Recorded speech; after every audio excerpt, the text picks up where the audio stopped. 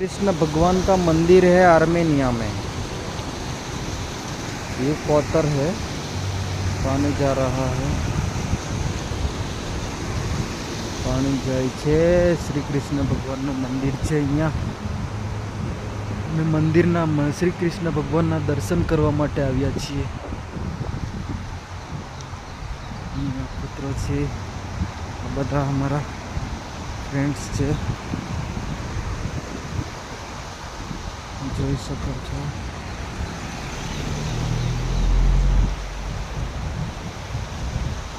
કોતર જોઈ રહી છે। શ્રી કૃષ્ણ ભગવાનનું મંદિર છે અહીંયા આર્મેનિયામાં, યેરેવનમાં। સરસ મજાનું દેખાય છે। શ્રી કૃષ્ણ ભગવાનની ધજા છે।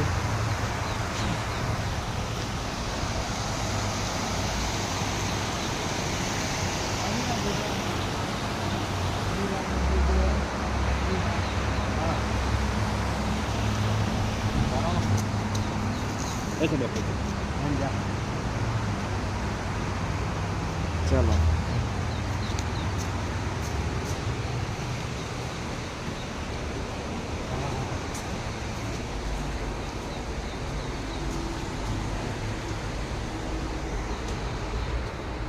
हाँ, बहुत सरस भगवान નું મંદિર છે આર્મેનિયામાં।